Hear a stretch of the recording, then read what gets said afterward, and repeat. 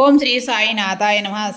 సిటీలో బాబా నివాసం, వారి జన్మ తేదీ, బాబా యొక్క తల్లిదండ్రుల గురించి కానీ వారి సరి అయిన జన్మ తేదీ కానీ ఎవరికీ తెలియదు. వారి షిరిడీలో ఉండిన కాలాన్ని బట్టి దానిని సుమారుగా నిశ్చయించవచ్చును. బాబా 16 ఏండ్ల ప్రాయసున షిరిడీకి వచ్చి 3 సంవత్సరాల హఠాత్తుగా హజర నుండి అదృశ్యులై కొంతకాలం పిమ్మట నైజాము రాజ్యంలోని ఔరంగాబాదు సమీపమున కనిపించింది. 20 సంవత్సరాల ప్రాయసున చాంద్ పటేల్ పెండ్లి గుంపలో షిరిడీ చేరి అప్పటి నుండి 60 సంవత్సరాలు షిరిడీ వదలక అచ్చుడచ్చనే ఉండి 18 సంవత్సరంలో మహాసమాధి చెందిరి. దీనిని బట్టి బాబా సుమారు 1838 సంవత్సరం ప్రాంతాల యందు జన్మించి ఉందరదని భావించవచ్చును.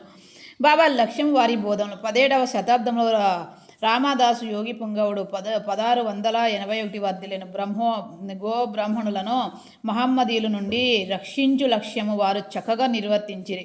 వారి గతించిన 20 ఏండ్ల పిమ్మట హిందువులు మహమ్మదీయులు తిరిగి వైరము ప్రబలిన వారి మధ్య సమైక్య భావమును నెలకొల్పుటకే సాయిబాబా అవతరించిన. ఎల్లప్పుడూ వారు చెప్పేది హితువు హిందువులు దైవమగు శ్రీరాముడను, మహమ్మదీయు దైవమగు రహీముడు ఒక్కరే, వారిరువురి మధ్య ఏమీ భేదము లేదు.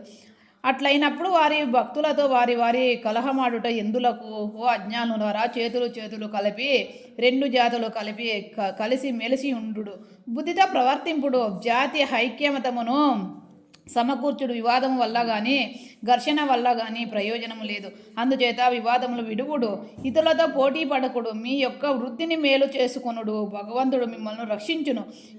యోగము, త్యాగము, తపస్సు, జ్ఞానము, మోక్షమునకు మార్గములు.